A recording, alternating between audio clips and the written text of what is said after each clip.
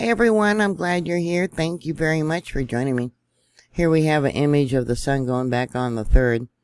Evidently, starting on the 3rd, there was so many CMEs that were thrown out into space, and one is supposed to impact the Earth sometime later today, possibly allowing us to see auroras. Let me hit play here, and you can watch all the different coronal mass ejections that took place. Here we got the 5th. You can see the time and the date at the bottom. And the 6th. And then it goes up through today. I slowed it down so you can get a better view of these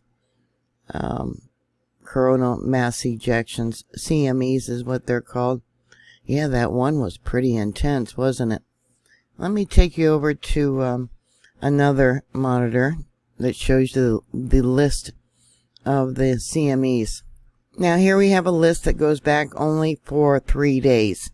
And you can see we got a C2.5, a C3, a C4, a C2, a C1, let's see, another C4, a C5, a M2, and M1.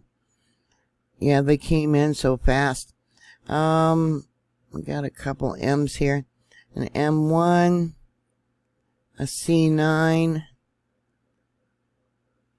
let's see, a C9, a C2, a C5, a C3, and a C4.7. Okay, so we got one, let me count how many M-class flares there was. We got one, 2.3. We got another 2.1. And was this an M? No, close to it, but not quite. So we had 2 M-class flares, it looks like, within the last 3 days. Here is the current planetary index as I'm making this video.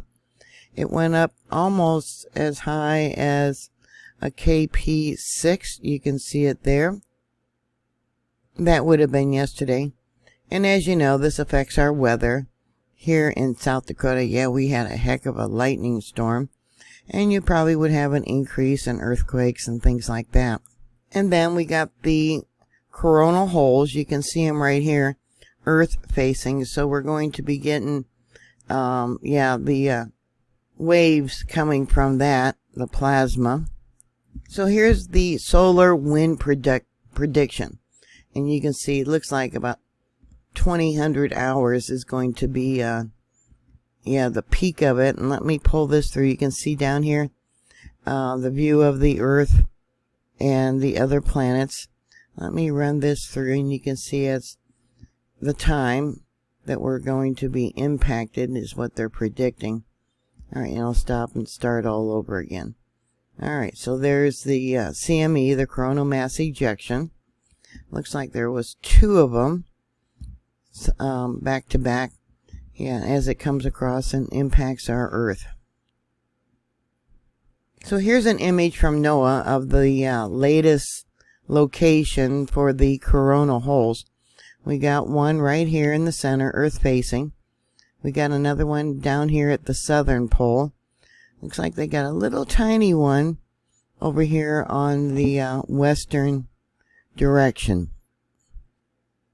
They are saying that the sun's activity is relatively low right now, but over the next 3 days, there's going to be an increase in solar activity. Yeah, look at that. Now, the last time we had a G3 magnetic storm was back on March 23rd, and yeah, a lot of people reported seeing the northern lights. So they're expecting this to happen again in the next 3 days. These solar storms could cause radio blackouts, drag on our satellites, interfere with GPS, all the stuff that we probably experienced when we had the auroras the other day. So you might want to go out tonight and tomorrow night. I'm not sure of the exact time when we should be able to see the auroras, but yeah, you just don't know. Yeah, put your comments down below. Thank you very much for watching. Thank you for subscribing. And as always, be prepared.